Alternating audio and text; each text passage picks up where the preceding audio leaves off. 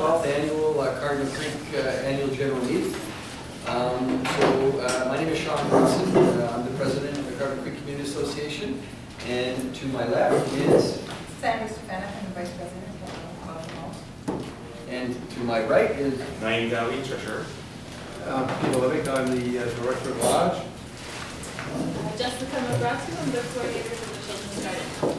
And we're pleased to have with us this evening our Honourable Member of Parliament, Andrew Leslie. Thank you, Sean.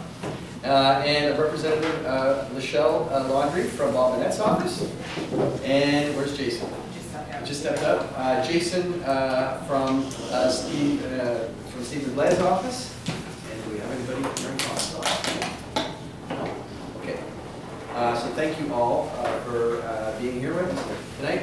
I just wanted you to all know that we will be recording this meeting from the back there. So the fellow with the glasses, the white jacket, if you could back up a foot or so, that would be greatly appreciated. As we will be recording it and we'll be putting it on Facebook. So all members of the community can see, be transparent and accountable for what we do. And if they have any questions, they can come and ask us. So just before we get started, I was wondering if I could have somebody to adopt the minutes, a firster and a seconder, please. Sandy? Naeem? Thank you. All in favor? Any problems? Anybody have anything they want to add? No? Great. Thank you. So unfortunately, Virginia, our secretary, who is now stepping down, could not be with us here this evening. So we're not able to distribute the 2016 AGM minutes. However, they've been posted on our website for 1 year. And those who have any comments or any questions could ask us. Just as is all our financials that are posted on our website, and any of our activities or information concerning the Cardinal Creek Community Association. So I guess we'll have to postpone the adoption of our AGM minutes until our 2018 meeting, which will be May 3rd, 2018. You'll see I'm going to motor through this so we can get to the Sens game tonight. I was in Edmonton earlier this week, and I was wearing my Sens jersey with my colleagues when we presented our master user agreement where the province of Alberta will start using Public Service and Procurement Canada's procurement instruments. And I asked the ADM there, procurement, to wear her Oilers shirt. She chose not to. I showed up with my Sens jersey on, proud, and thank goodness they didn't call the police to pull me away.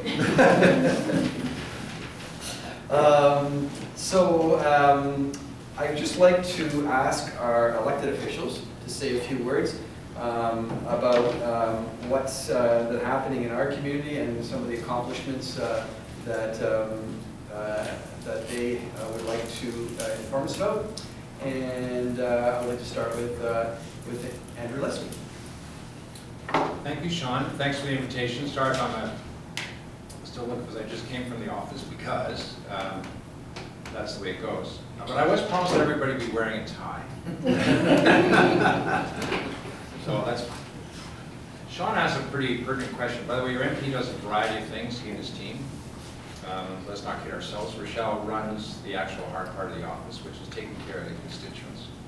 The most important thing we do is to listen, to try and solve problems, focused in Orleans mainly on immigration issues, passport issues, visa, and just giving people advice on where to connect into the machinery of government to try and resolve problems. Lately, there's been an enormous amount of Phoenix pay problems, for which we are quite rightly eternally apologizing to all those who've been affected. It's completely and utterly unacceptable. The government is doing all that it can, including spending a bunch of money and hiring a whole bunch of folk who were let go a couple of years ago to come back and give us a hand, but it still isn't where it should be. But that requires some work, and Rochelle and her team have managed to get some people some checks, but not everyone in Orleans has a Phoenix-free experience so far, so that's more work required. I guess in terms of what's the impact in Orleans over the last really year, starting at the national level, the investment in heavy infrastructure, road, rail, bridge, it's actually had a pretty dramatic impact here in Orleans because we got the funding approved for the $158 million to have the light rail go to trim. So it's not going to stop the past building now. Trim is the largest park and ride, and that's actually going to make the lives of the people a lot easier, more effective, and better for the economy. And as well, down tools, repeat the contract, just keep going. Carbon Creek Park received $650,000 for their connecting road. $500,000 for Trans Orleans Pathway, close to $500,000 in the combined municipal and federal funds for the Bilberry Park, the lighting project, a couple of $1 million for the Canada Summer Jobs, 6 to 7 page of the Orleans families as a result of the new Canada Job Credit. $250,000 from neighborhood arts through AOE, and the list goes on. The point is that it's not just money thrown willy-nilly at projects, it's based on community activism, people who get involved, who make submissions, who bother to do the hard work such as you've done, which we're about to hear about in a couple of seconds, and goes through the approval cycle and then it gets implemented. And that consistency of effort is there, and we have support from the local, the town councillors, provincial MPPs and the federal, it can move an awful lot faster than otherwise. And the good news is, we all get on, all 4 levels of it, the community center, the community activism, and at the city, the province, the feds, we're all friends. We all think much alike, and I think we get some pretty good results overall, but it's not because of us, it's because of the work you folks. Big picture, this investment in infrastructure has had some pretty dramatic impact over the last while. 250,000 new jobs created. Our gross domestic product, which is essentially a measure of the engine of the economy, is sort of sparking along at 1.3, 1.4%. Big deal. You might say, well, last year it was pretty close to flat. There are some new investments in green technologies that are having an impact here in Ottawa, in sewage remediation, $500 million upriver, which will have some impact on the settling systems down through here. By the way, I would have thought a couple of years ago I'd know about sewage systems or resettling, but I'm certainly learning a lot now. And there's also some great developments in social assistance. So that's housing, $11 billion over the next couple of years.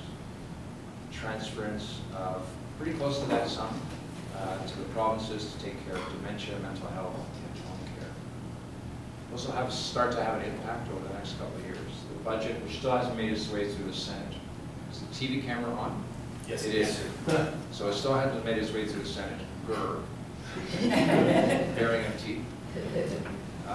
Once it gets going, we'll actually start to roll out the money that the elected officials have voted on. Grr. We'll get that downrange. When I'm not here, I'm on the Hill, obviously, or down in Washington. Got back. The last trip was on Tuesday this week, dealing with softwood lumber, or helping deal with softwood lumber, North American Free Trade Agreement, milk, cheese products, cross-border taxes. So all the things that are in the news are sort of now my bailiwick. But I'm a member of a big team. I have sole responsibility for anything, of course. We have some amazing public servants who are helping do the detailed negotiations, and I think it's a pretty good time to be, I'll tell you what, every time I come back, and I have about 30% of my family who are American, but every time I come back into Canada, without criticizing anybody else, I'm really glad I'm Canadian. Glad to be here as well. And I'm going to stop because you know what, I talk too long. Thank you. Any questions or no? Yes, sir, I'll take questions. Does anybody have any questions? Set up the youth council. We set up an Orleans youth council. Oh, they should, that's a good thing for them. It is. It is. Perhaps next year they might want to think about it more. And that's going. It's a joint provincial and federal effort here. Very smart young men with hint. Spirit and lots. Anyways, I'll stop there. Any questions for me? Is your federal MP? Going once, going twice. Actually, sir, it's not a question, it's just you mentioned Bilberry Park. I'm the manager of Parks Facilities Planning for the city. Oh, good. We thank you very much for your investment in Bilberry Park, and I have a very, well, it's not a formal announcement but I'd just like to let everybody know, we energized those sports field lights for the very first time 2 days ago. Oh, that's And outstanding. the project is moving ahead in a fantastic fashion. We're very pleased. And the only thing I can report is one light didn't work right, so we're not announcing a full it's working until we replace that one light bulb. But thank you very much, and I'm sure the residents of the area will very much appreciate that. Well, thank you for your work. If you're upset about one light out of a gazillion of them not working, that's very high quality. I'm happy with that. Thank you.